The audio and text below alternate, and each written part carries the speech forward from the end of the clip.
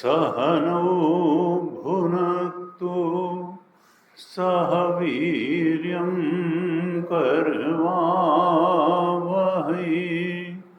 तेजस्विनावधीतमस्तु मा विद्विषावहै। ॐ शान्तिः शान्तिः शान्तिः।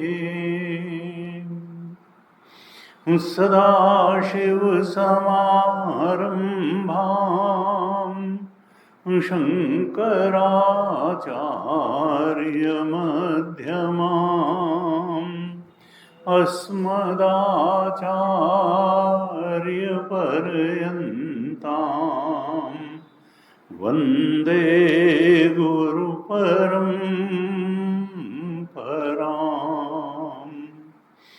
अज्ञानतिमिरान्धस्य ज्ञानाञ्जनशलाकया चक्षुरुन्मीलितं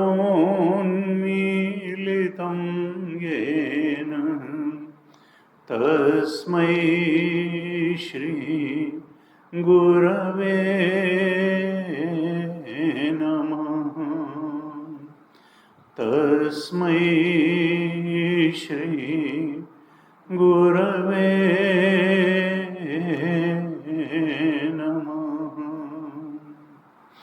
सच्चिदानन्दरूपाय विश्वोत्पत्त्यादिहेतवे तापत्रयविनाशाय श्रीकृष्णाय वयं नमः। यं प्रव्रजन्तमनुपेतमपेतकृत्यम् द्वैपायनो विरहकातराजुहाव पुत्रेति तन्मयतया तरवोऽभिनेदुः तं सर्वभूतहृदयं मुनिमानतोऽस्मि। तं सर्वभूतहृदयं मुनिमानतोऽस्मि।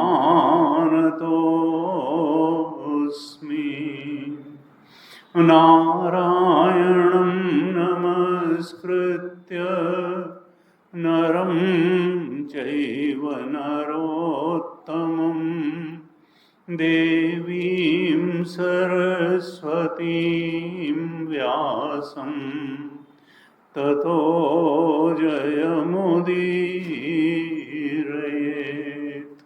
कृष्णाय वासुदेवाय हरये परमात्मने प्रणतक्लेशनाशाय गोविन्दाय नमो नमः। प्रणत क्लेशनाशाय गोविंदाय नमो नमः।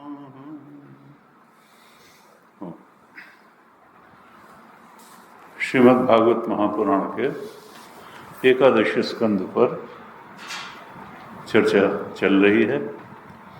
हमने एकादश स्कंद के 3 अध्यायों तक चर्चा की पिछली कक्षा तक, और 9 योगीश्वरों की कथा चल रही है। ऋषभदेव जी के 9 पुत्र, 100 पुत्रों में 9 पुत्र वो योगीश्वर हो गए, और राजा निमि एक बहुत महान बड़ा यज्ञ कर रहे थे, और ये लोग बस सत्संग करते घूमते हुए उस यज्ञ में पहुंच गए। ब्रह्मज्ञानी हैं, स्वरूप बोध में स्थित हैं, योगेश प्रत्यक्ष है, भूत भविष्य वर्तमान की कोई बाधा नहीं है इनके ज्ञान में। क्योंकि कहते हैं कि जो अपने आप को जान लेता है वो जानने लायक सब कुछ जान लेता है। जो अपने स्वरूप को जान लेता है, आत्म स्वरूप को जान लेता है, आत्मा के ब्रह्मत्व को जान लेता है, चेतना के सच्चे स्वरूप को जान लेता है, जो इस जीव चेतन पीएफटी को ओंकार चेतन जान लेता है, ब्रह्म चेतन जान लेता है, उसके जानने लायक, उसके जानने के लिए फिर कोई कुछ शेष नहीं बचता है, और उसके पाने के लिए भी कुछ शेष नहीं बचता है। जिसने अपने आप के सच्चे स्वरूप को जान लिया उसने जानने लायक सब कुछ जान लिया, और जिसने अपने आप के सच्चे स्वरूप को पा लिया उसने पाने लायक सब कुछ पा लिया। फिर न जानने को कुछ शेष है, न पाने को कुछ शेष है। और दृष्टांत वही है कि सपने से जागने के बाद जब आपने जान लिया कि सपना मिथ्या था, तो सपने की कौन सी चीज़ पाने लायक बची और सपने की कौन सी चीज़ जानने लायक बची। यही तो जानना था कि सपना मिथ्या था और वहाँ पाने लायक कुछ भी नहीं था। पाने लायक तो यही था कि सपने से जाग जाओ, और वो जाग गए तो बस पाना हो गया। तो वही चीज़ जागृत के संबंध में है, क्योंकि मोह निशा सब सोवनिहारा, देख ही सपन अनेक प्रकारा, ये जग जामिन जाग ही जोगी, परमार्थी प्रपंच वियोगी, जानिए तब ही जीव जग जागा, जब सब विषय विलास विरागा, होय विवेक मोह ब्रह्म भागा, तब रघुनाथ चरण अनुरागा, राम ब्रह्म परमार्थ रूपा, अविगत अकथ अनादि अनूपा। तो वो राम जी, राम चेतन के रूप में जो हम अपने इस जीव चेतन को जान लें, उसको सत्य जान लें, उसको महत्वपूर्ण जान लें, उसको एकमात्र सत्ता जान लें, उसी की एकमात्र महत्ता है ये जान लें। और ये जहाँ हम फंसे पड़े हैं 3 शरीरों में और संसार में, इसके आने जाने वाले स्वरूप मिथ्यात्व को भी जान लें। क्योंकि जो आज है कल नहीं है, तो उसको सत्य कैसे है? आधावंते चयन नास्ति, कहा देखो, जो प्रारंभ में नहीं होता है और जो अंत में नहीं होता है, बीच में भी वो होता नहीं है। कारिका में कई बार इस बात को कहा है भगवान गौड़पादाचार्य जी ने कि देखो, जो प्रारंभ में नहीं है, बनने के पहले नहीं था, और मिटने के बाद नहीं रहेगा, असल में बीच में भी वो है वह नहीं। अगर घड़ा बनने के पहले मिट्टी था और घड़ा फूटने के बाद भी मिट्टी रह जाएगा, तो बीच में भी वो नाम रूप का आरोपण मात्र है, तत्व मिट्टी ही है। दिख रहा है खाली घड़ा, घड़े का कोई अपना अस्तित्व नहीं है। वैतथ्य प्रकरण में कहा, 2 बार ये कारिका आई, गौड़पादाचार्य जी की जो मांडुक्य उपनिषद में कारिका है, वैतथ्य प्रकरण में भी आई और अलाक्षांति में भी आई कि आधावंते चयन्नास्ति वर्तमाने भी तत्तथा, जो पहले नहीं है और बनने होने के पहले नहीं था, वो मिटने के बाद नहीं रह जाएगा। असल में वर्तमान में भी वो है वह नहीं। सपना जब चालू हुआ था उसके पहले नहीं था, और जब खत्म हो गया उसके पहले भी, उसके बाद भी नहीं रह जाता है। तो इसका मतलब बीच में भी सपना, ये जागृत का भी ये हाल है। जागृत भी तो एक अवस्था ही है। जागृत में आते हैं, उसके पहले कहाँ था जागृत? सपने और सुषुप्ति में, अपने अभाव के अधिष्ठान में ही तो जागृत दिखाई देता है। डीप स्लीप में कहाँ था सपना? डीप स्लीप में कहाँ था जागृत? और अपने अभाव के अधिष्ठान में दिखाई देने वाली चीज मिथ्या होती है। रस्सी में सर्प का नितांत अभाव है। सर्प चूंकि अपने नितांत अभाव के अधिष्ठान रस्सी में दिखाई दे रहा है, इसलिए अधिष्ठान ही सत्य है, और सर्प सत्य नहीं है, रस्सी ही सत्य है। तो आत्मा में ही ये तीनों अवस्थाएं दिखाई दे रही हैं। आत्मा के ही अधिष्ठान में जागृत और स्वप्न और सुषुप्ति खेल रही हैं तीनों अवस्थाएं।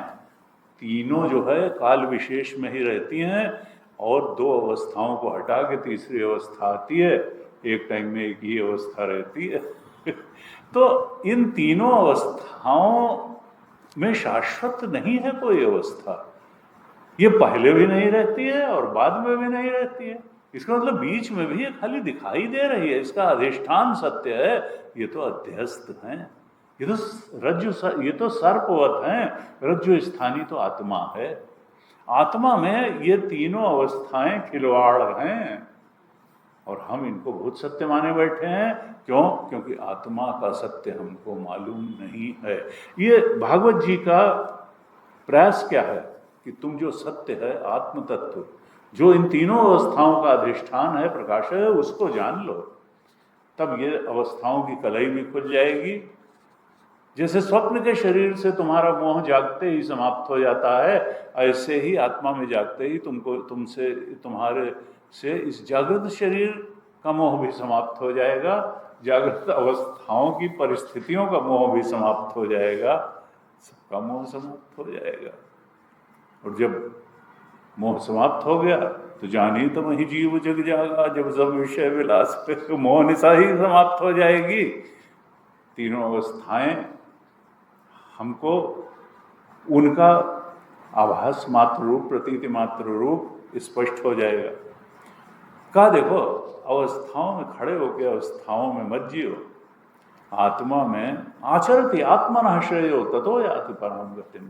तुम तो आत्मा में स्थिर रहते हुए जीवन जियो, आत्मा में स्थिर होने के लिए जीवन जियो, और जब स्थिर हो जाओ तो स्थित होते हुए जीवन जियो। जीवन का, मनुष्य जीवन के तो वही स्थिति। अगर आत्मा में स्थिति प्राप्त नहीं हुई है तो तुम जान लो कि इस मनुष्य का चरम और परम लक्ष्य आत्मा में स्थित होना है। यहाँ पुत्रेषणा, वित्तेषणा और लोकेषणा की पूर्ति नहीं है। क्यों? क्योंकि हम क्या, करीब करीब सारी ही मानवता कुछ सिद्ध संतों या बहुत बड़े भक्तों को छोड़ करके अधिकतर लोग तो इन्हीं तीन की पूर्ति के लिए ही तो जीवन जीते हैं। और परिवार अच्छा हो, पति पत्नी के संबंध अच्छे हों, बच्चे भी अच्छे निकल जाएं, उनकी नौकरी अच्छी लग जाए, बहू अच्छी आ जाए, तो सब परिवार पुत्रेषणा, वित्तेषणा, फिर भाई पैसा भी बढ़िया होना चाहिए, नहीं तो फिर जीवन में शानो शौकत से जीवन बीत जाए। हमारे एक मित्र थे, मुझे लगता था ये बड़े अल्प संतोषी हैं ना, जो मिल गया खा लिया, कोई बहुत ज़्यादा अरमान नहीं करते। फिर उनका PCJ में सिलेक्शन हो गया, और फिर उन्होंने कहा, हमने कहा भाई बताइए आपका। उन्होंने कहा हाँ, और क्या, ये है कि जीवन थोड़ा शान शौकत से कट जाए, यही तो है उद्देश्य, और क्या। तो व्यक्ति का सामान्य रूप से क्या होता है कि जीवन शानो शौकत से कट जाए। आत्मबोध प्राप्त करने के लिए जीवन कटे, ये तो दूर दूर तक लोगों को सुनने में भी नहीं आता। ये तो वही है, हम लोग चिन्मय मिशन से जुड़ गए और ये हो गया, तो कम से कम ये बात सुनने में तो आ गई कि आत्मबोध जैसी भी कोई चीज होती है, और आत्मबोध को कुछ मनुष्यों ने पाया भी, और वो सबसे बड़ी चीज है जो मनुष्य जीवन में पाई जा सकती है। ये कोई गीता में लिखी हुई और उपनिषद में मंत्रों में बताई हुई गप्पबाजी नहीं है। ये यहीं इसी धरती में, इसी हाड़मांस के मनुष्यों, ऋषि मुनियों, भक्तों द्वारा, ज्ञानियों द्वारा प्राप्त की गई परम सत्य के बोध की अवस्था है। बस यह है कि इसके लिए बाहर काम नहीं करना पड़ेगा, इसके लिए तो अंदर काम करना पड़ेगा। इसके लिए चित्त की शुद्धि आवश्यक है, इसके लिए गुरु की शरण आवश्यक है, इसके लिए शास्त्र की शरण आवश्यक है, इसके लिए आत्मावलोकन आवश्यक है, इसके लिए सेल्फ एनालिसिस आवश्यक है। ये पाथ ऑफ इंक्वायरी है, ये ज्ञान मार्ग है। और खोजते खोजते खोजते खोजते परीक्ष लोकान कर्मचितान ब्राह्मणों निर्विद, जिस दिन ये बात समझ में आ गई कि तुम कर्म से जो भी प्राप्त करोगे काल में नष्ट हो जाएगा, तब फिर ज्ञान मार्ग पर चलने वाला योगी ट्रम्प की तरीके से नोबेल प्राइज के पीछे नहीं भागता है, वो आत्मबोध के पीछे भागता है। वो जान जाता है कि न तो अमेरिका की प्रेसिडेंसी परमानेंसी है, न नोबेल प्राइज में परमानेंसी है। परमानेंसी तो आत्मबोध है। वो प्रकृति का वरदान है, वो किसी कमेटी द्वारा, नॉर्वे की कमेटी द्वारा दिया गया कोई पुरस्कार नहीं है, वो प्रकृति द्वारा दिया गया पुरस्कार है। वो सबसे बड़ा पुरस्कार है और उसकी टक्कर का कोई पुरस्कार नहीं है। वो अपने अंदर ही जो तुम्हारा स्वरूप है उसको पा करके शाश्वत शांति और शाश्वत तृप्ति और शाश्वत संतुष्टि और अनंत आनंद, शाश्वत आनंद, असीमा आनंद के रूप में पाया गया पुरस्कार है, जिसको कोई छीन नहीं ले सकता है, जिसको कोई क्रिटिसाइज नहीं कर सकता, जिसको चोर चुरा नहीं सकता है, जिसको कि किसी तरह से क्षति नहीं पहुंचाई जा सकती है। और वंस अचीव्ड तो ऑलवेज अचीव्ड, इस तरीके से। तो उसी आनंद स्वरूप आत्मा की तरफ बढ़ाने के लिए ये 9 योगेश्वरों की कथा चल रही है, क्योंकि यहाँ काम अंदर करना है। पहले ही कहा भागवत धर्म क्या है कि जो जो कुछ करो सब प्रभु को अर्पण करके करो, अपने अहंकार की पूर्ति न करो, ego and ego centric desires की पूर्ति के लिए जीवन मत जियो, भगवान की प्रसन्नता के लिए जीवन जियो। एक तरह से कर्मयोग का उपदेश किया। सबसे बड़ी आराधना यत करोषि यदश्नासी यज्जुहोषि दधासि यत तपस्यसि कौन्तेय तत्कुरुष्व मदर्पणम, ऐसे जो है कहा। और पहले योगेश्वर कवि जी ने भागवत धर्म का बड़ा ही सुंदर निरूपण कर दिया था। दूसरे अध्याय के 36वें श्लोक में बड़ा प्रसिद्ध श्लोक है, कायेन वाचा मनसे इंद्रियैवा बुद्ध्यात्मना वा अनुसत स्वभावात् करोति यत् यत् सकलम परस्मै नारायणायेति समर्पयेति। और जब हम करते हैं तो समर्पयामी कर देते हैं। जब उपदेश किया तो समर्पयेत कहा। तो काया से, मन से, वाणी से, बुद्धि से, स्वभावशात जो कुछ भी करो सब भगवान को अर्पित करके करो। ईगो सेंट्रिक डिजायर्स को समर्पित करके। लेकिन सामान्य रूप से क्या होता है कि लोग कहते हैं कि अब स्वामी जी, उस दिन ONGC में भी कोई पूछे, अब इच्छाएं ही तो जीवन है, अगर हम इच्छाएं ही नहीं करेंगे तो आदमी को लगता है कि प्राण ही मांग लो, इससे अच्छा है। क्यों इच्छाएं कहते हो कि इच्छा जो है जीवन से हटा दो, कह दो लटक जाओ पंखे में, बात खत्म हो गई। लेकिन उससे इच्छाएं नहीं मरेंगी, वो अतृप्त इच्छाएं बल्कि पाप और सिर पे हो जाएगा। ये शरीर के मरने से वो तो नहीं लटकोगे, एक दिन मर जाएगा। तो शरीर के जाने से इच्छाएं थोड़ा जाती हैं, इच्छाएं तो ज्ञान से ही जाएंगी। इच्छाएं तो भक्ति से ही जाएंगी, इच्छाएं तो वैराग्य से ही जाएंगी। इच्छाएं शरीर की मृत्यु होने से नहीं मरती हैं, न जीव मरता है न जीव की इच्छाएं मरती हैं। वही इच्छाएं तो वो जंजाल हैं जो अगले शरीर में ले जाके खड़ा करेंगी तुम्हारी। तो ये राजा निमि नव योगीश्वरों से प्रश्न कर रहे हैं मुक्ति के संदर्भ में कि वो परम सत्य का बोध किस प्रकार प्राप्त किया जाए और इसमें बाधा क्या है।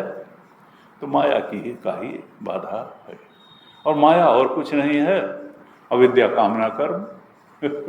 स्वरूप के अज्ञान के कारण ही हम अपने को जीव मान के बैठे हैं, परसीवर फीलर थिंकर।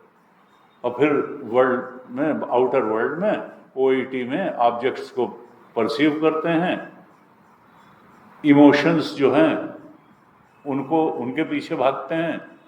किसी ने प्रशंसा कर दी तो फूले नहीं समाये, किसी ने थोड़ा अपमान कर दिया तो बुझ गए।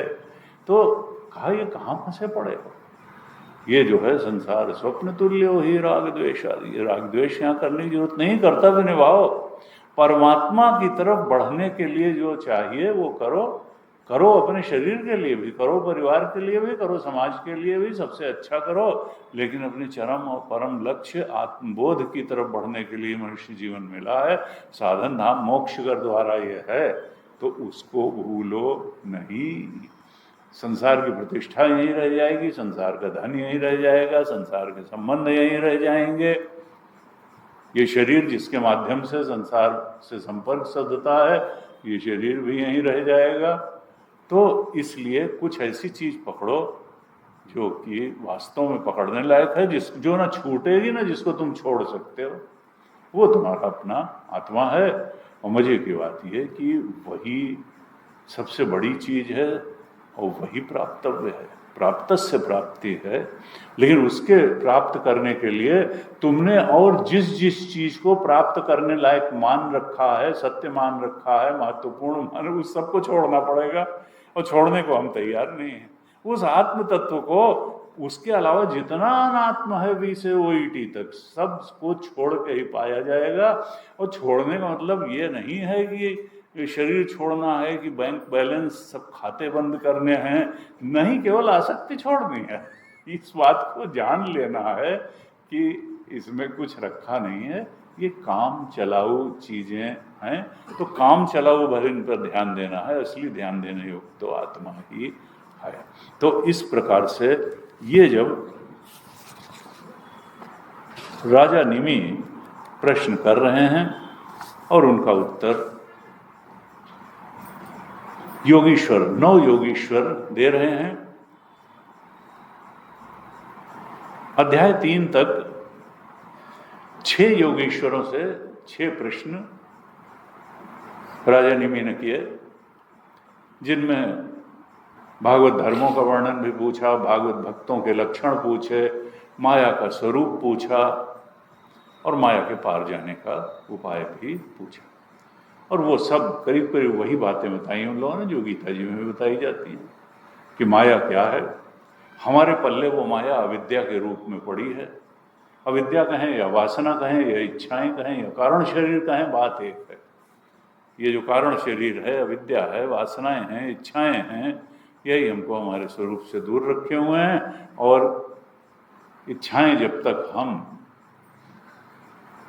ये बात विचार पूर्वक नहीं जान लेंगे कि इच्छाएं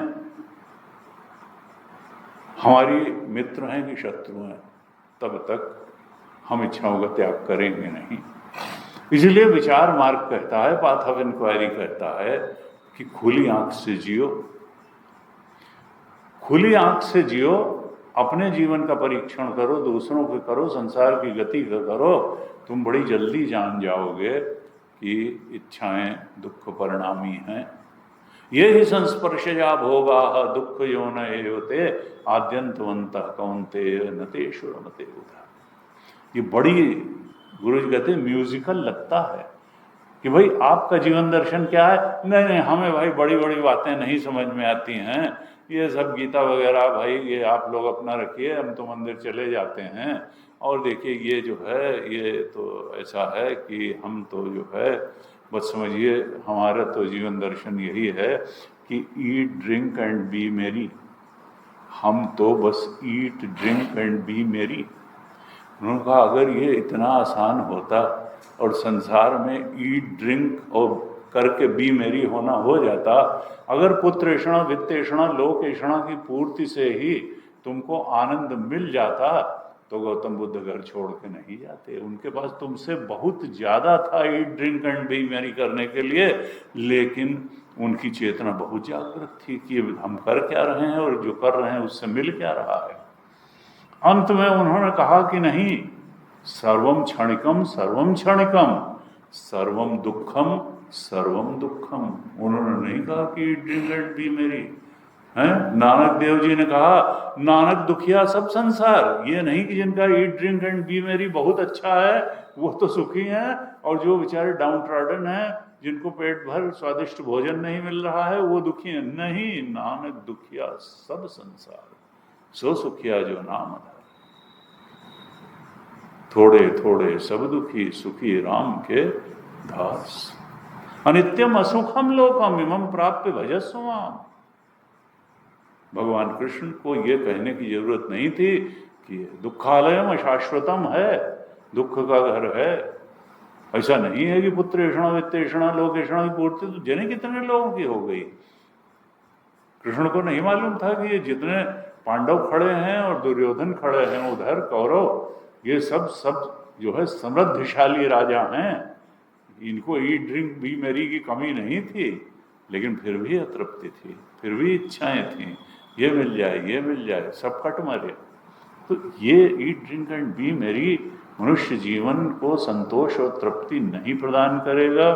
वो तो उन्होंने कहा भजस्व माम इमं प्राप्य भजस्व माम। भगवत भजन से ही तृप्ति मिलेगी, संतुष्टि मिलेगी, परम सत्य का बोध होगा। बार बार जिन्होंने जीवन को गहराई से समझा उन्होंने यही संदेश दिया, लेकिन हम अपनी धारणाओं मान्यताओं कल्पनाओं से बाहर ही नहीं निकलना चाहते हैं। हम कहते हैं नहीं हम तो यहीं ढूंढेंगे और यहीं पाएंगे और ऐसे ही पाएंगे, तो भाई वैसे ही पालो, अगर मिलता होता तो पालो। फिर संत ज्ञानेश्वर मूर्ख नहीं थे, गुरुदेव मूर्ख नहीं थे, रमण महर्षि मूर्ख नहीं थे, बड़े बड़े संत जो हो गए, परमहंस विवेकानंद, वो उन्होंने क्या कहा, और सब ने एक बात कही, न भागवत के रचयिता जो है वो कमजोर थे, न भगवान कृष्ण कमजोर हैं, न उपनिषद का ऋषि कमजोर है, सब तो वही बात कह रहे हैं। और बस बात समझने की है, थोड़ा निर्णय करने की है कि जीवन की दिशा अंतर्मुखी हो कि बहिर्मुखी हो, जीवन की दिशा इच्छाओं के त्याग की हो कि इच्छाओं की पूर्ति की हो। वो दो चूंकि अपोजिट पाथ हैं, इसलिए और हमारा अभ्यास जो है बहिर्मुखी जीवन का पड़ा है, अंतर्मुखी जीवन के लिए हमको मेहनत करनी पड़ती है। हमको इच्छा पूर्ति का जीवन करने का अभ्यास पड़ा हुआ है, इसलिए इच्छा त्याग का जीवन जो है श्रेष्ठ जीवन है। ये बात हम समझ के भी नकारना चाहते हैं। इच्छा का त्याग कर देंगे तो फिर बचेगा क्या? यही तो रस है जीवन। अरे भाई रस स्वरूप तो रसो वैसा तो आत्मा है। तुम थोड़ा करके तो देखो, जितनी जितनी गांठें खुलेंगी उतना उतना विषय निरपेक्ष प्रसन्नता, विषय निरपेक्ष रस समत्व प्राप्त होगा। सम दुख सुखम धीरम सो अमृतत्वाय।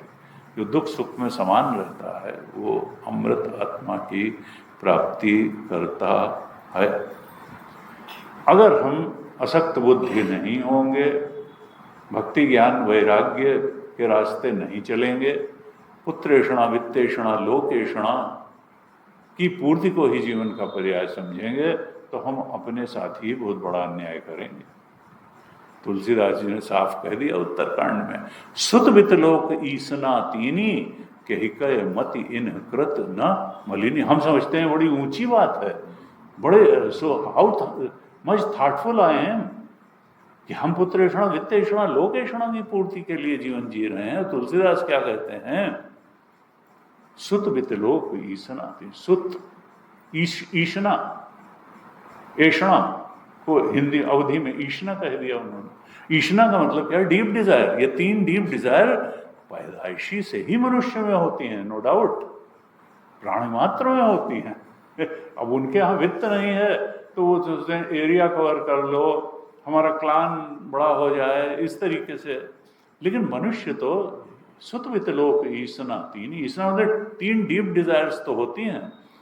लेकिन इन डीप डिजायर्स में फंसने का परिणाम क्या है और क्यों फंसा रहता है? मलिन बुद्धि के कारण। कहिकय मति इन कृत न मलिनी। इन 3 ऐषणाओं में ही अगर फंसे रहोगे तो ये तुम्हारी मलिन बुद्धि का परिचायक है। और अगर तुम परम सत्य राम तत्व को पाना चाहते हो तो निर्मल मन जन सो मोहि पावा मोहि कपट छल छिद्र। तो इस मलिन मति को निर्मल मति में बदलना होगा, ज्ञान से बदलना होगा, भक्ति से बदलना होगा, वैराग्य से बदलना होगा, आसक्ति त्याग करके बदलना होगा, इच्छाओं में कमी करके आवश्यकताओं तक ला करके बदलना होगा। सुत वितलोक ईसना कहिकय मति कृत न मलिन। तुलसीदास जी नहीं कहते हैं कि बड़ी थॉटफुल तुम्हारा निर्णय है, नहीं, ये हल्ले में ऐसा है। उन्होंने कहा ना कि संत ने कहा कि वासना है क्या, कोई करता। उन्होंने कहा ये स्मृति रूप है, ये कल्पना रूप है, ये शब्द रूप है। अनंत काल से वही स्मृति चली आ रही है और हम उसी को दोहराते चले आ रहे हैं। उन्हीं कल्पनाओं में हम रमते चले आ रहे हैं और उन्हीं असल में शब्द रूप उन्हीं विचारों में फंसे पड़े हैं। विचार बार बार बताता है कि भाई ये चीज़ ऐसी है, ये चीज़ ऐसी है, ये चीज़ ऐसी है, और हम उसी में जो है वही बार बार करते चले आते हैं, जन्म जन्मांतर से करते चले आ रहे हैं, और हम उससे प्रयास पूर्वक बाहर नहीं निकल पा रहे हैं। ये नव योगीश्वर कह रहे हैं कि देखो ये माया का फंदा जो है, माया जड़ है, तुम चेतन हो, माया तुमको कैसे पकड़ सकती है? तुम्ही ने माया को पकड़ा होगा। संसार किसी को नहीं पकड़ता है, संसार को तुम्हारी कोई परवाह ही नहीं है। तुम ही कहते हो आई एम वेरी इंपॉर्टेंट। भाई जब तुम नहीं थे तब भी संसार चल रहा था और बड़ा अच्छा चल रहा था। जब तुम नहीं रहोगे तब भी संसार चलेगा और बहुत अच्छा चलेगा। तो हाँ, तुम्हें संसार की जरूरत है, असल में संसार को तुम्हारी कोई ऐसी जरूरत नहीं है और संसार को तुम्हारी बहुत फिक्र भी नहीं है। तुमको बड़ी फिक्र है, किस लिए? अपनी इच्छाओं की पूर्ति के लिए फिक्र है। तो संसार तुम्हारे कारण से है संसार। और वही ऋषियों ने तो कहा कि संसार बाहर नहीं है, असली संसार अंदर है। मनोदृश्यमिदं सर्वं यत्किंचित् सचराचरम्। ये तुम्हारी वासनाओं ने ही तुम्हारे मन को पैदा किया और तुम्हारी मन की कल्पनाओं ने इच्छाओं को पैदा कर दिया। अविद्या अंदर है, कामना अंदर है, और वो अविद्या और कामना, देखिए अविद्याजन्य चीज वहीं होती है जहां विद्या होती है। रस्सी का अज्ञान कहाँ है?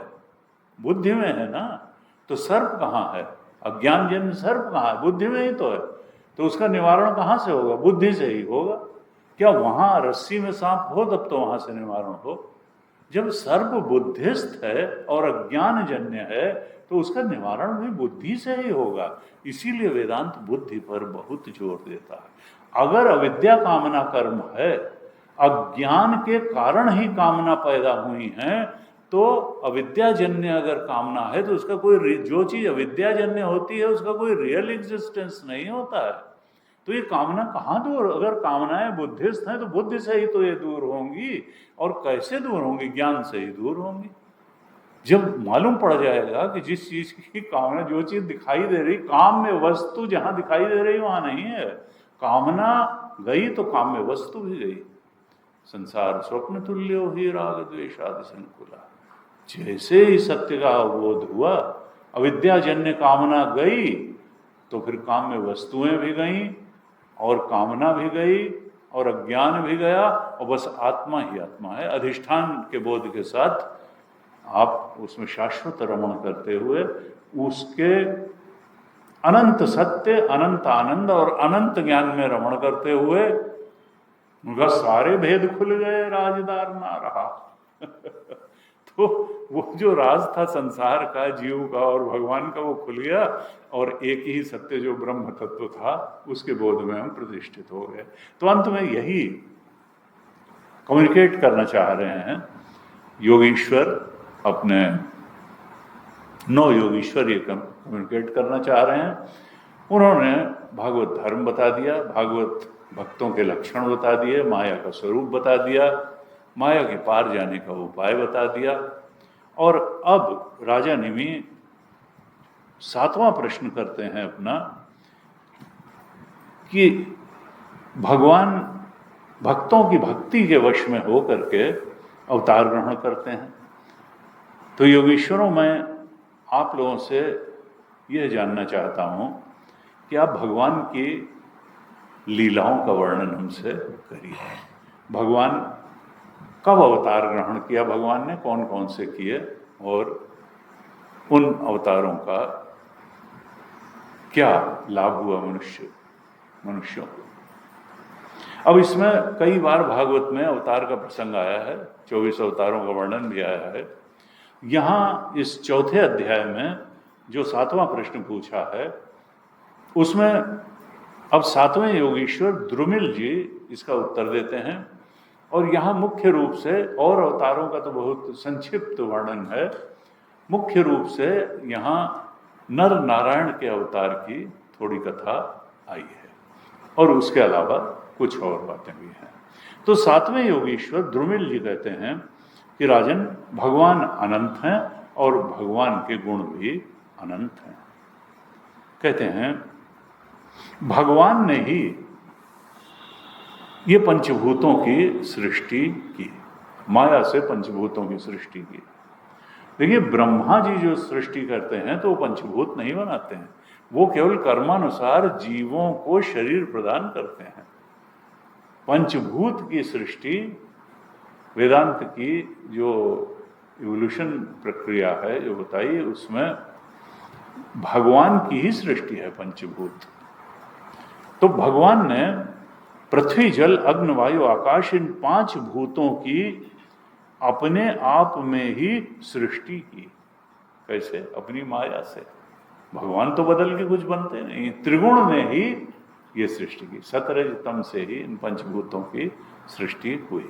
बाकी उसमें कहते हैं कि सतोगुण तो महत्तत्व बना, महत्तत्व से अहंकार बना, फिर अहंकार से जो है 3 तरीके के हो गया, सात्विक अहंकार, राजस अहंकार और तामस अहंकार, और फिर शब्द तन्मात्राएं बनी उनसे, फिर पंचीकरण से स्थूल बन गया, सात्विक उससे जो है, जो हमारे अंदर ज्ञान तत्व है, यानी बुद्धि, मन, ज्ञानेंद्रियां बन गई, रजोगुणी से कर्मेंद्रियां और प्राण बन गए, और जो पंचीकृत स्थूल तमोगुण से बना, उससे हमारा फिजिकल बॉडी संसार बन गया।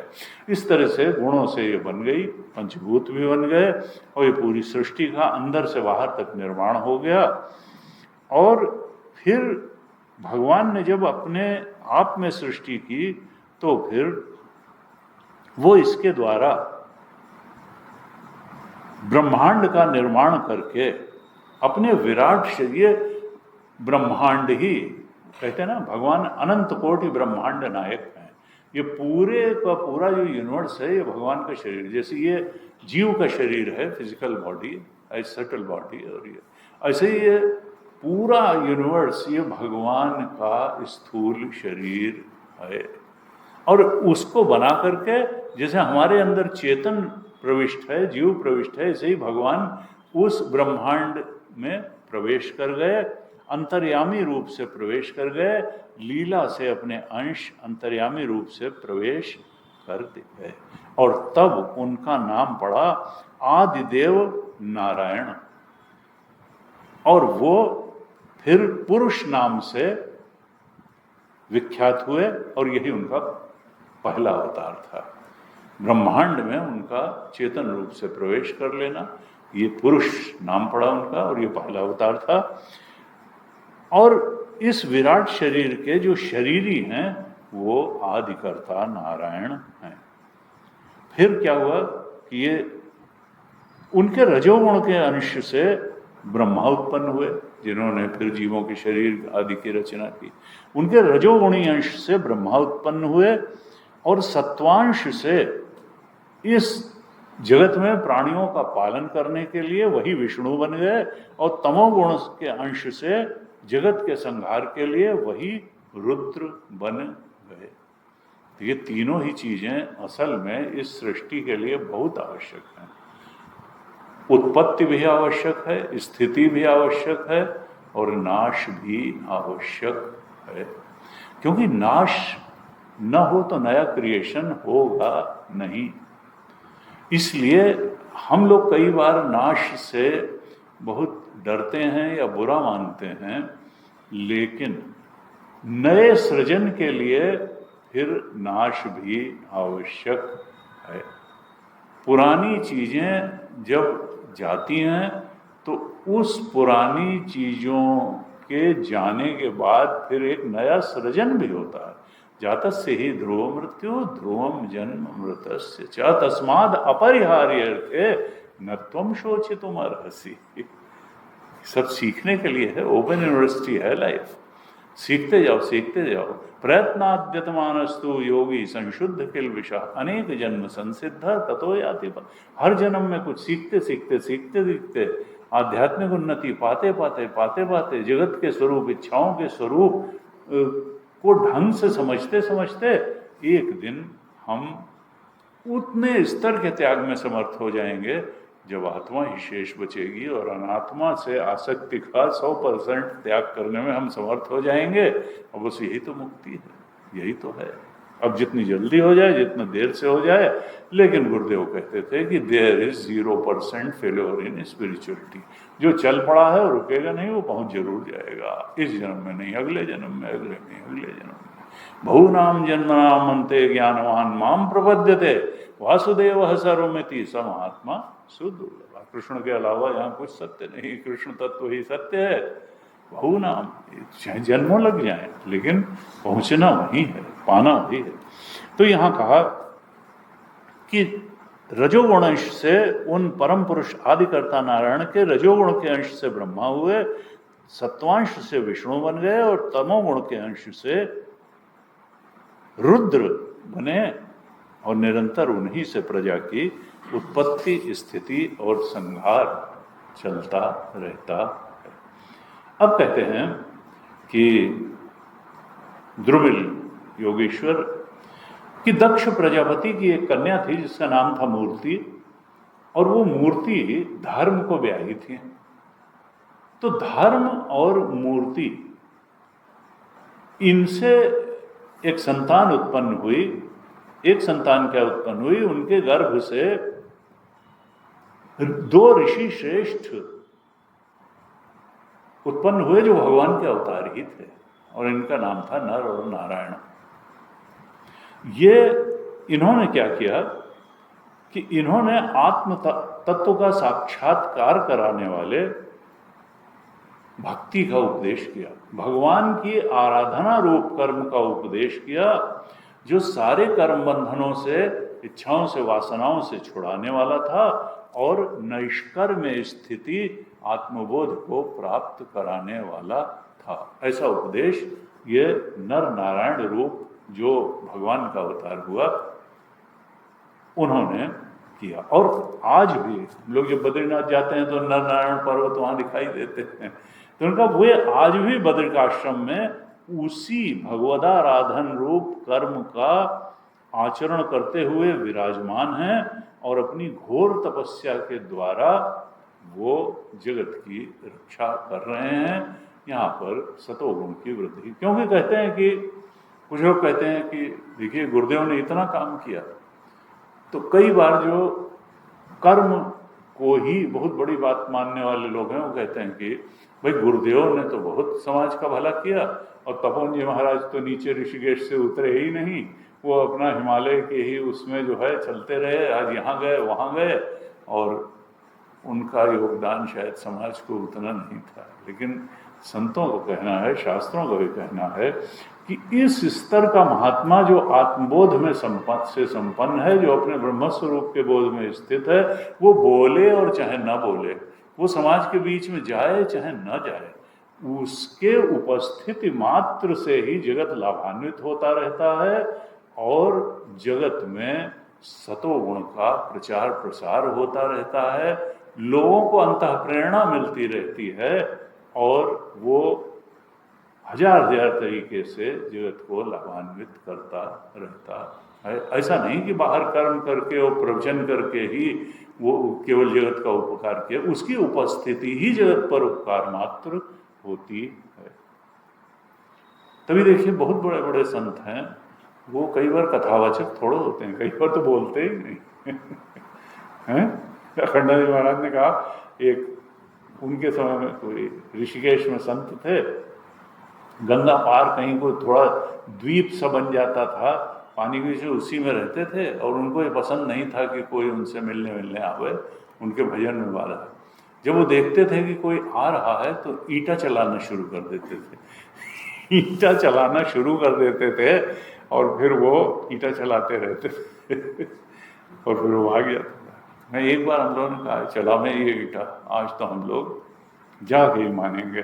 तो 2-3 लोग थे, फिर ये लोग जब वो ईंटा चलावें तो ये लेट जाएं, जब ईंटा चलाना बंद करें फिर उठ के चलने लगे। इस तरह से वो सब सहते हुए अंत में पहुंच ही गए। उनका जब पहुंच ही गए तो बड़े प्रेम से उन्होंने बैठा ला, हाँ जैसे कोई बात ही ना हो, ईंटा चलाया ही ना गया हो।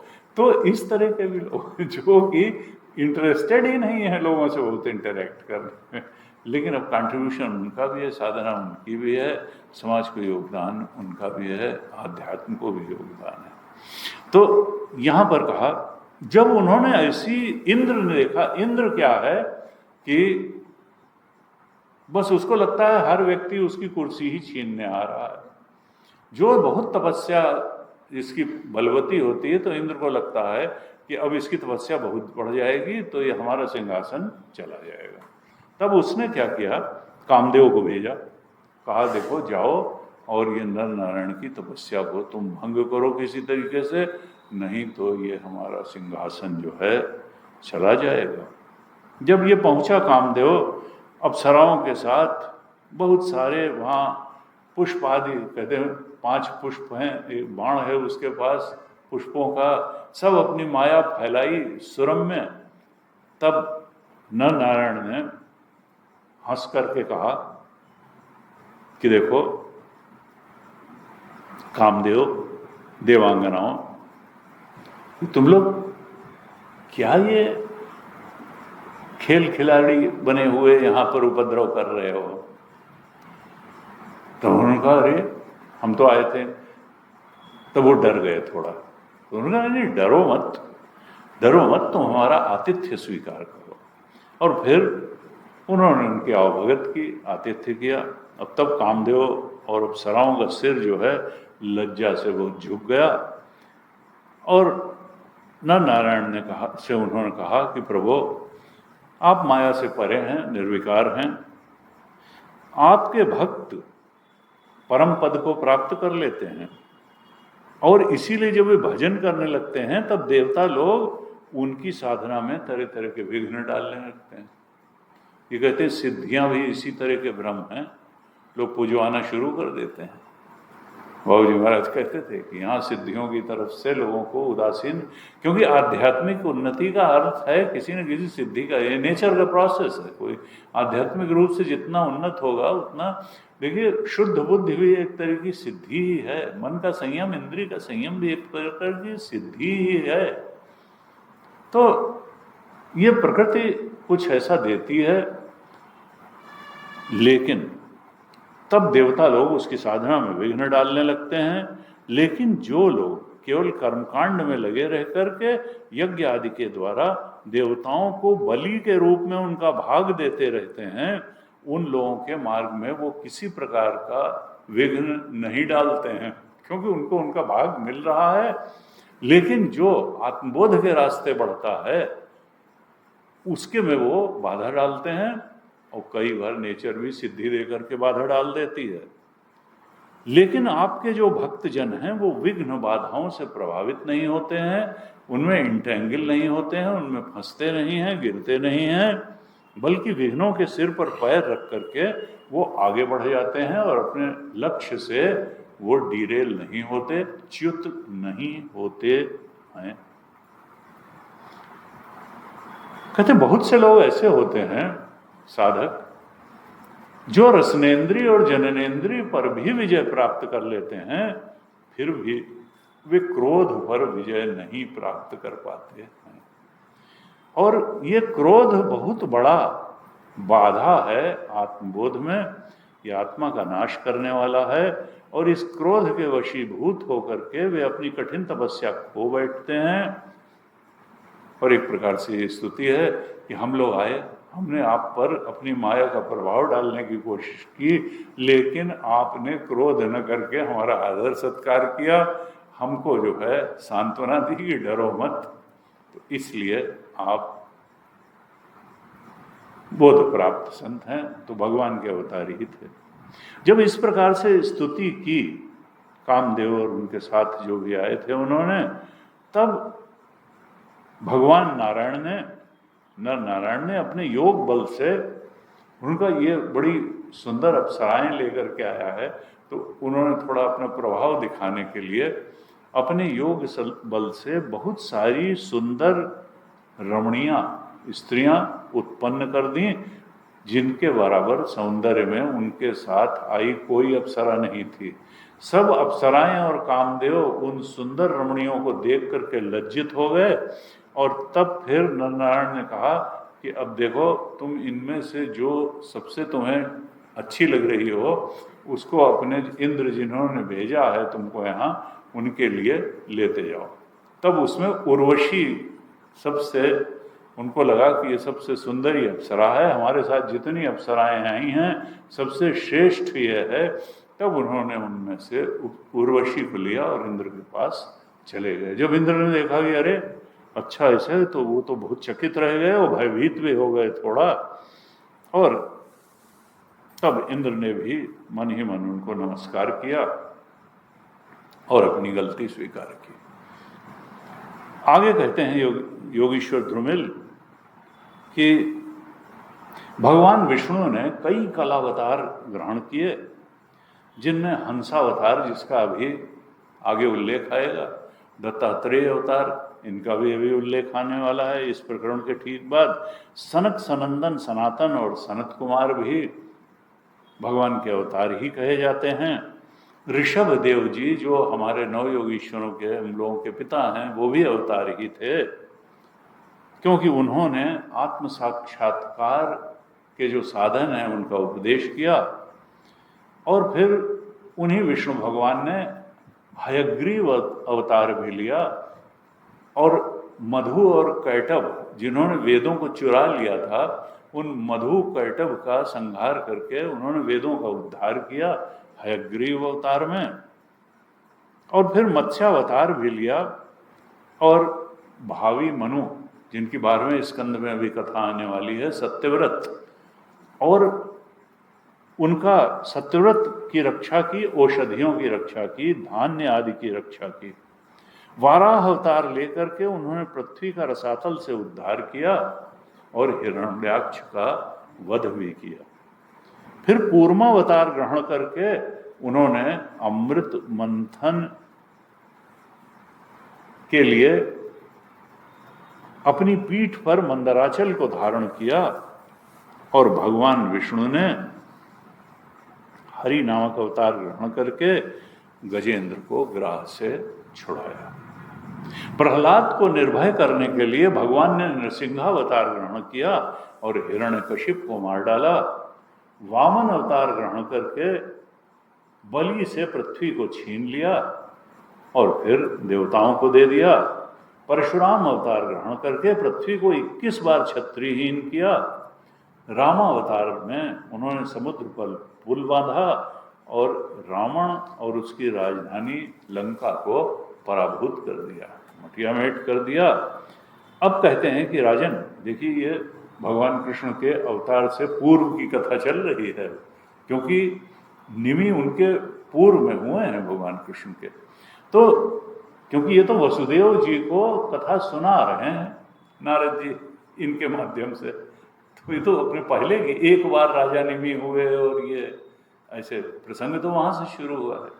तो कहते हैं अब ये द्रुमिल जी कि राजन, अजन्मा होने पर भी पृथ्वी का भार उतारने के लिए वे ही भगवान यदुवंश में जन्म लेंगे कृष्ण के रूप में, और फिर आगे चल करके भगवान बुद्ध के रूप में प्रकट होंगे, और कलयुग के अंत में वे कल्कि अवतार लेकर के फिर जो आतताई राजा हैं कुमार्ग पर चलने वाले उनका वध करेंगे। ऐसे होता है। अब कहते हैं राजा निमि पूछते हैं फिर योगीश्वरों से कि भगवान ये बताइए कि जिनकी कामनाएं अभी शांत नहीं हुई हैं, इच्छाएं जिनके पीछे पड़ी हुई हैं, कामनाएं जिनको सता रही हैं, प्रताड़ित कर रही हैं, जिनकी भोगों की लालसा अभी मिटी नहीं है, मन और इंद्रियां जिनके वश में नहीं हैं, और जो प्राय भगवान का भजन भी नहीं करते हैं, ऐसे लोगों की गति क्या होती है। ऐसे जब प्रश्न किया तो 8वें योगीश्वर चमस जी ने कहा, राजन पहले तो बताते हैं वर्णाश्रम धर्म के बारे में कि देखिए 4 वर्ण हैं। चातुर्वर्ण्या मया सृष्टा गुण कर्म विभागशः तस्य कर्तारपि माम विद्धि अकर्तारम अव्ययम्। 4थे अध्याय में भगवान ने ये बात कही थी कि देखो चातुर्वर्ण्यम मया सृष्टम गुण, मैंने 4 वर्णों की रचना की है गुण और कर्म के अनुसार, कुल और जन्म के अनुसार नहीं, गुण और कर्म के अनुसार। तस्य कर्तारपि माम विद्धि अकर्तारम अव्ययम्। उनका कर्ता तुम मुझे मानो, और कर्ता क्या हूं मैं, तो अकर्ता रह करके भी अकर्ता रहता हूं, अव्यय मुझ में कोई परिवर्तन भी नहीं आता है। चौथे अध्याय का 13वां श्लोक। तो यहां कहते हैं चमस जी कहते हैं कि राजन, विराट पुरुष के मुख से सत्व प्रधान ब्राह्मण हुए, विराट पुरुष की भुजाओं से सत्व और रज प्रधान क्षत्रिय हुए, उसकी जंघाओं से रज और तम प्रधान वैश्य हुए, और चरणों से तमह प्रधान शूद्र की उत्पत्ति हुई। उनकी जंघाओं से गृहस्थाश्रम हुआ, हृदय से ब्रह्मचर्य आश्रम निकला, वक्षस्थल से वानप्रस्थाश्रम हुआ, और मस्तक से संन्यास आश्रम प्रकट हुआ। तो इन 4 वर्णों और आश्रमों के जन्मदाता स्वयं भगवान ही हैं। अब गुरुदेव इसी को कहते थे, देखिए यहाँ पे तो इस तरह से इनको कह दिया गया, 4 वर्ण के रूप में कह दिया गया, लेकिन किसी भी समाज में, वो चाहे अमेरिका हो, चाहे यूरोप हो, वो चाहे चाइना हो, ऑस्ट्रेलिया हो, साउथ अफ्रीका हो, साउथ अमेरिका हो, किसी भी मानवीय समाज में 4 तरीके के मुख्य रूप से लोग होते हैं। एक है इंटेलेक्चुअल क्लास, वो उसको आप ब्राह्मण कह सकते हैं, बुद्धि शार्प है, पवित्र है, तीक्ष्ण है, साइंटिस्ट आते हैं, प्रोफेसर्स आते हैं, जो भी अपने में एक्सेल कर रहा है, बुद्धि प्रधान जो लोग हैं, तो इंटेलेक्चुअल क्लास है।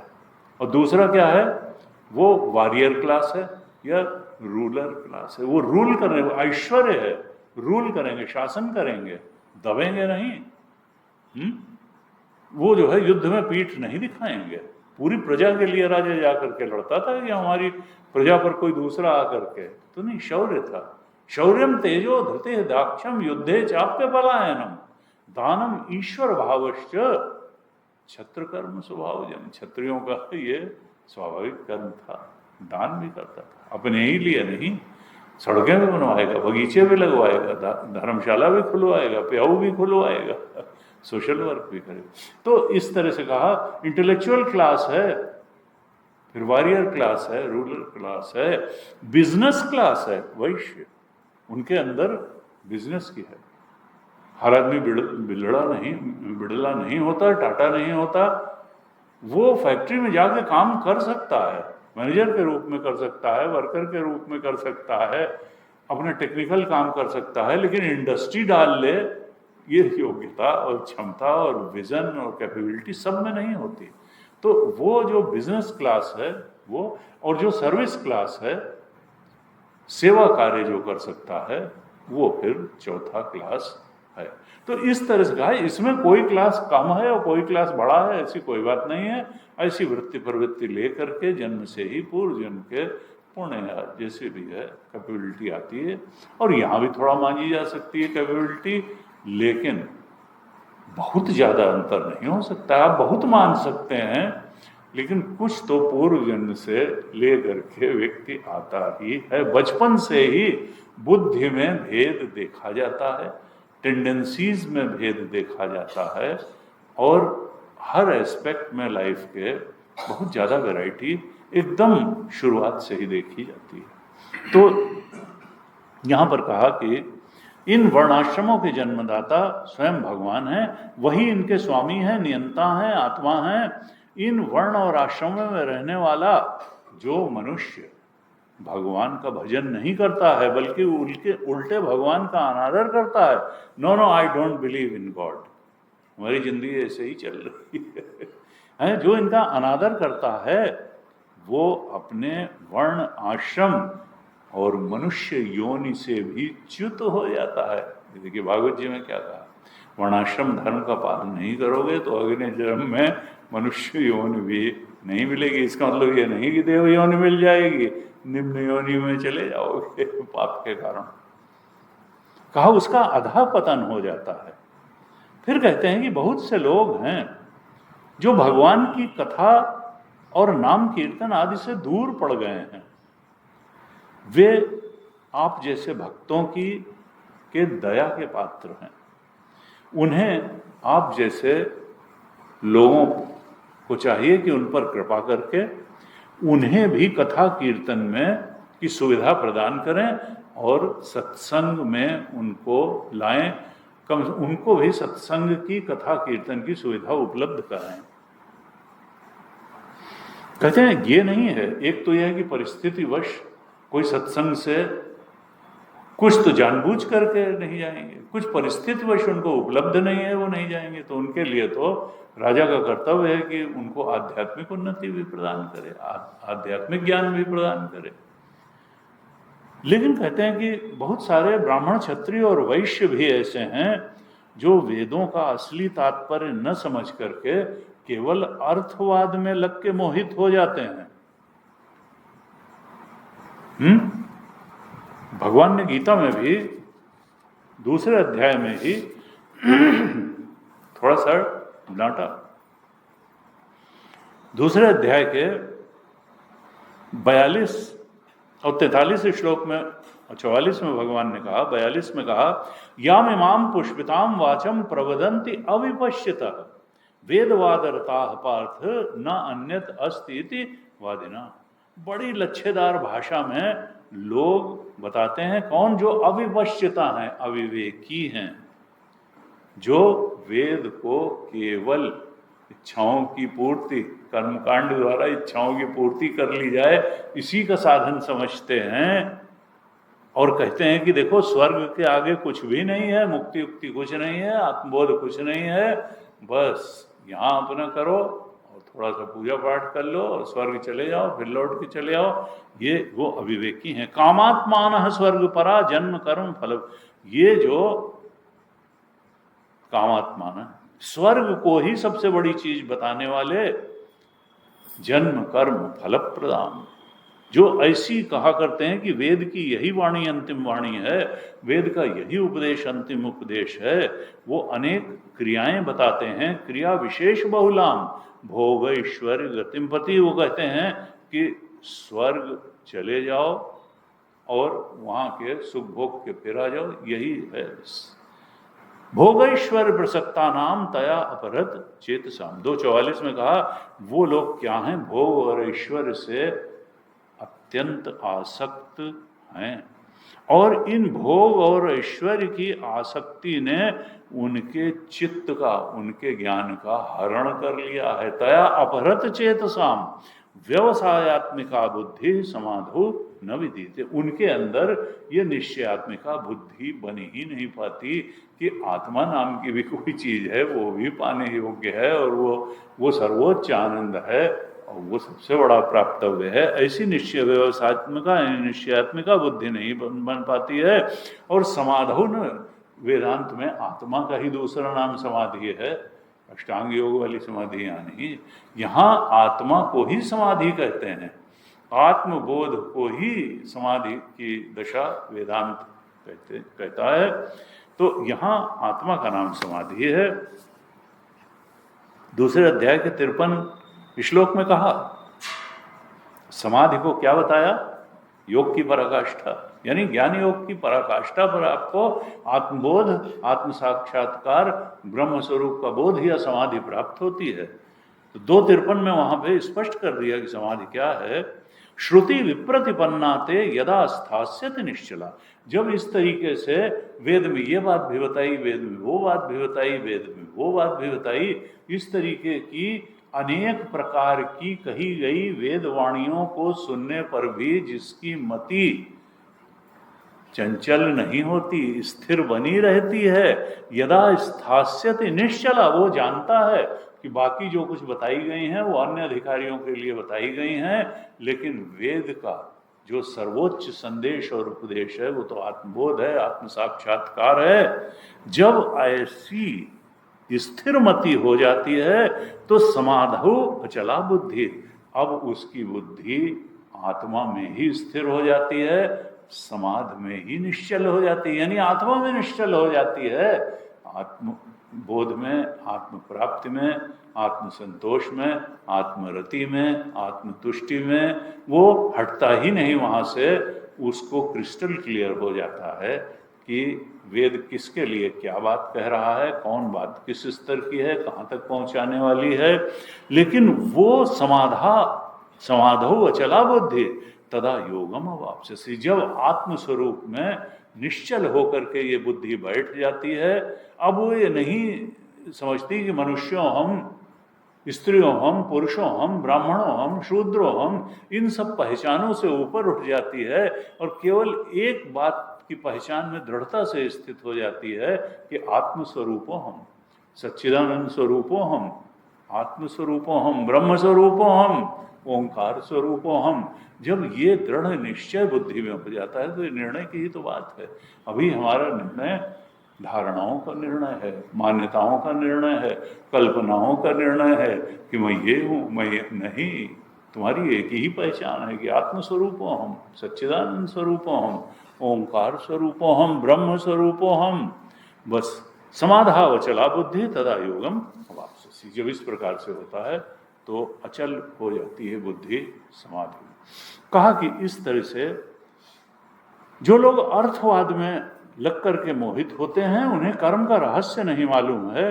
वे मूर्ख होने पर भी अपने को पंडित मानते हैं और अभिमान में अकड़े रहते हैं। देखिए कितना कस के कह रहे हैं। कहते हैं वे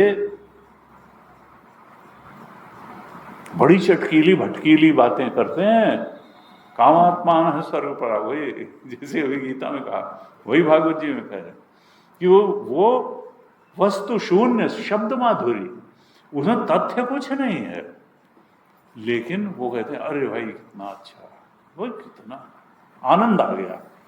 और आनंद कुछ नहीं आया, वो सब कल्पना का आनंद है।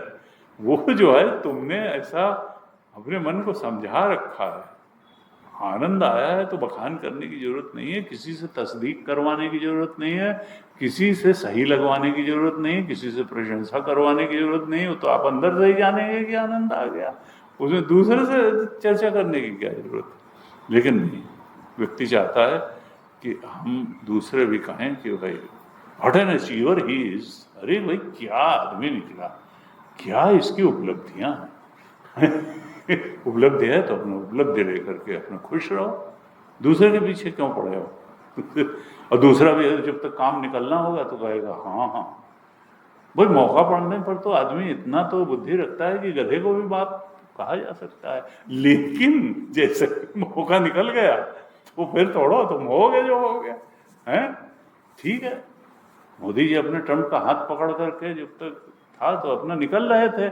अब जब तुमने आंख दिखाई तो फिर हम एससीओ की बैठक में भी चले जाएंगे, जापान भी चले जाएंगे, और चीन अगर जो है जापान पे अपनी विक्ट्री की परेड निकालेगा तो फिर हम बिना उस परेड में शामिल हुए हिंदुस्तान भी लौट ही आएंगे, क्योंकि हमको जापान से भी अपने संबंध नहीं बिगाड़ने। तो इस प्रकार से देखो, स्वार्थ लाए करें सब प्रीति, सुर नर मुनि सब कहे रीति। तो स्वार्थ की बात अलग है, लेकिन सत्य की बात अलग है। सत्य तो सत्य है, उसका कोई जो है। तो कहा काम रजो गुण की अधिकता जब होती है तो कामनाओं की सीमा नहीं रहती है, क्रोध भी बहुत बढ़ जाता है। क्यों कहा ना, कामेश क्रोधेश रजोगुण समुद्भव महाशनो महापापमा विध्येन में, तीसरे अध्याय के अंत में कहा। ये काम और क्रोध, ये कामनाएं, रजोगुण बढ़ता है तो कामनाएं भी बढ़ती हैं, अड़ंगा लगता है तो क्रोध भी बढ़ता है, और फिर व्यक्ति का अपने ऊपर वश थोड़ा रहता है, फिर तो इच्छाएं नचाती हैं, क्रोध नचाता है। गुरुमुपी आक्रोशति, भगवान शंकराचार्य का जो क्रोध चढ़ता है तो व्यक्ति गुरु को भी अपशब्द कह सकता है। गुरुमुपी आक्रोशति, क्रोध ऐसा होता है जैसे सांप का, कामनाओं की सीमा नहीं रहती है, घमंड बढ़ जाता है, बनावट से प्रेम हो जाता है, और ऐसे लोग भक्तों की हंसी उड़ाया करते हैं। कहते हैं वे लोग कामनाओं की गुलामी करते हैं, भगवान की गुलामी नहीं करते हैं, और बड़े बड़े मंसूबे बांधते हैं, बड़ी बड़ी ऊंची ऊंची बातें करते हैं। कर्म के रहस्य को न जानने वाले वे मूर्ख अपनी जीभ को संतुष्ट करने के लिए पशुओं की भी हत्या करते हैं। देखिए हमारे यहाँ पशु हत्या को नहीं, अब एक नहीं ऐसे मत कहिए, खाने की चीज़ है, खाने की चीज़, अरे वही खाने, किसी की जान ले करके तुम खाओगे, ठीक है वो मरेगा, तो तुम कोई ये थोड़ा है कि मांसाहारी हो। वो शेर भी ये थोड़ा कि पहले तुम वो उसको जो है पोल्ट्री फार्म बनाओगे और ये बनाओगे और पिगरी फार्म बनाओगे, पहले खूब खिलाओगे पिलाओगे फिर मार के खा जाओगे, तो ये जो है ना हम भाई डेयरी प्रोडक्ट में अमेरिका को नहीं आने देंगे, क्योंकि वहाँ जानवरों का मांस खिला करके जो है गायों का दूध बढ़ाया जाता है और फैट परसेंटेज बढ़ाई जाती है। हमारे यहाँ की कल्चर ये नहीं है कि मांस खाई हुई गाय का दूध पिया जाए और उससे निकला हुआ मक्खन खाया जाए। तुम तो हिंदुस्तान की संस्कृति को ही चौपट कर दोगे। I am not going to allow your entrance in dairy industry. बड़ी सुंदर बात है वैसे, अगर इतनी गहराई तक है, और वैसे ये तो है ही है कि फिर वो लोग जब डंप करेंगे तो फिर उनका जो है कैसे चलेगा।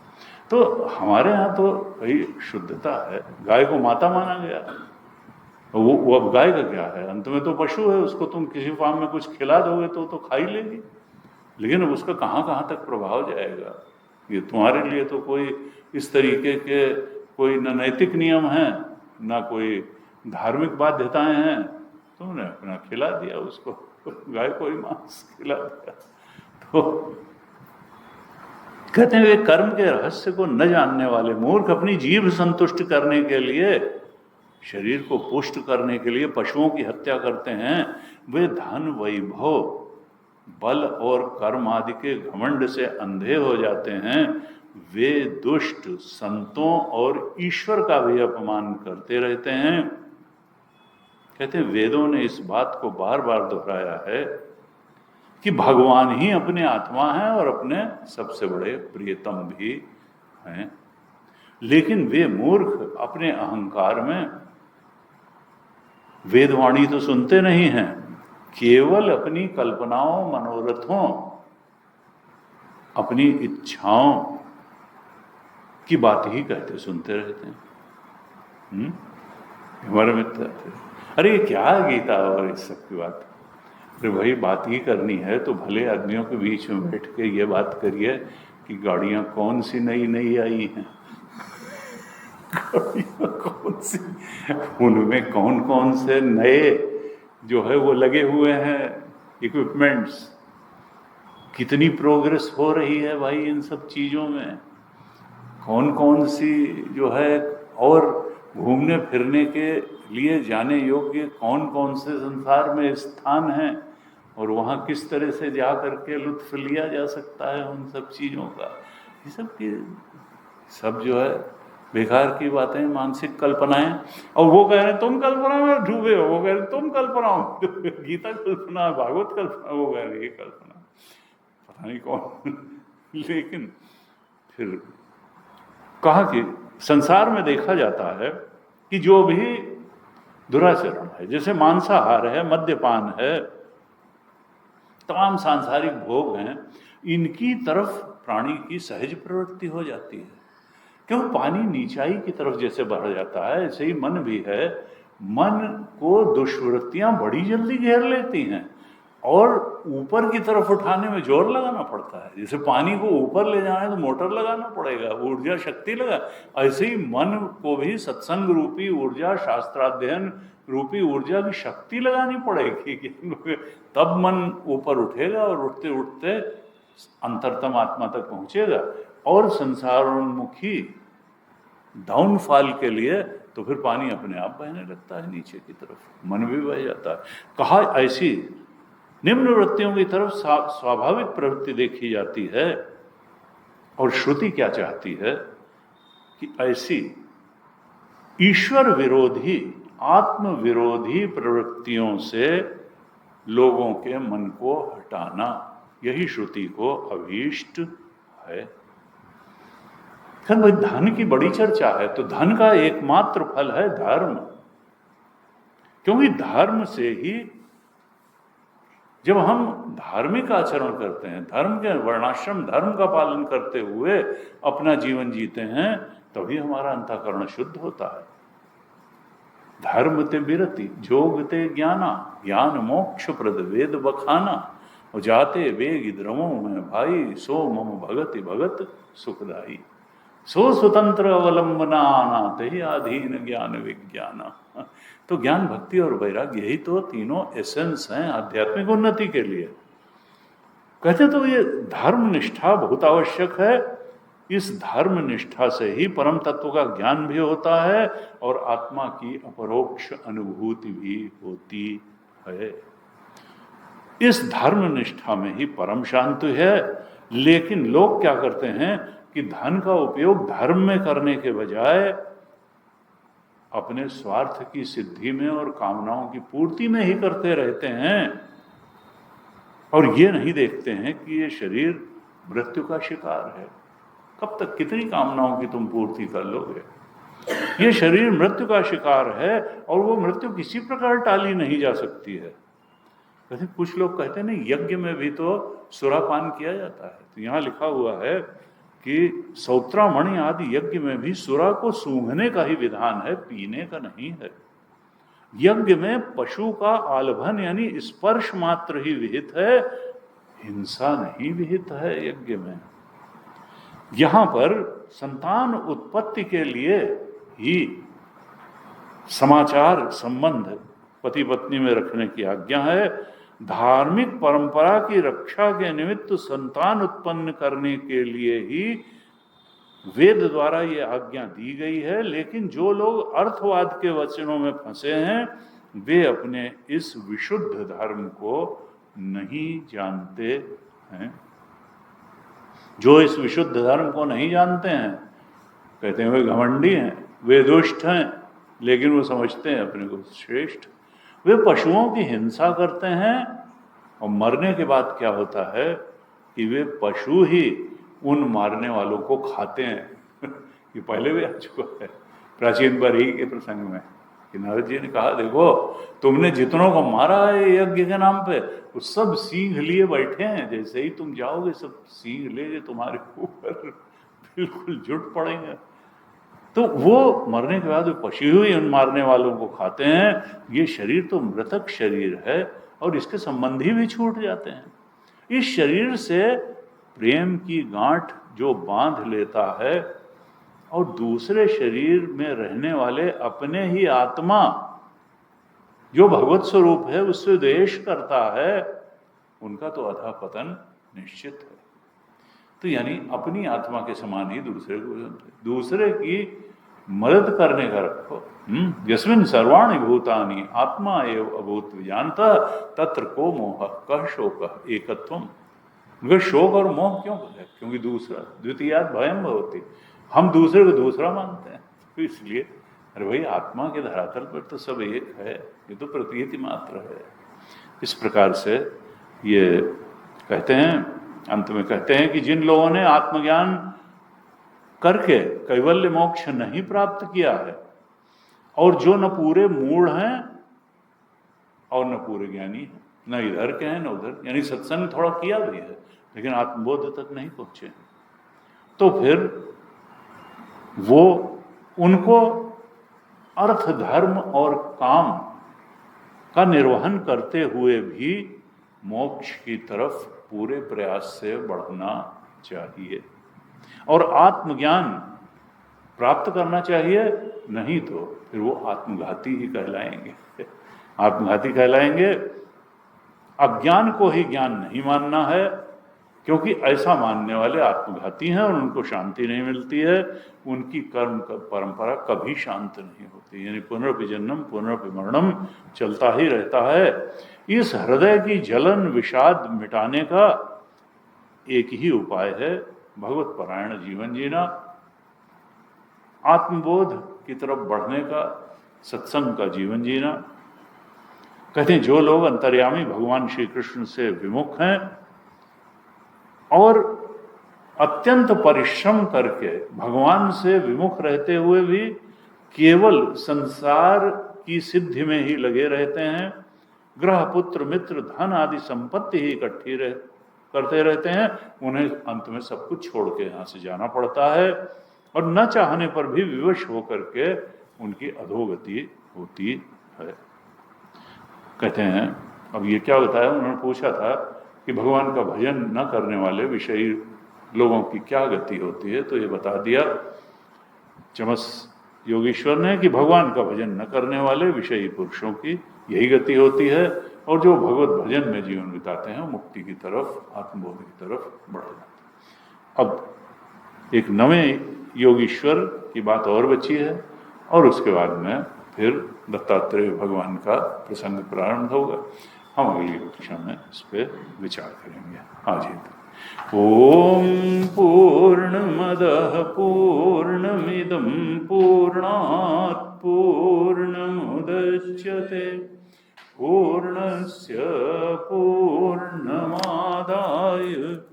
पूर्णमेवावशिष्यते। ओम शांति शांति शांति। हरि ओम श्री गुरुभ्यो नमः। हरि ओम।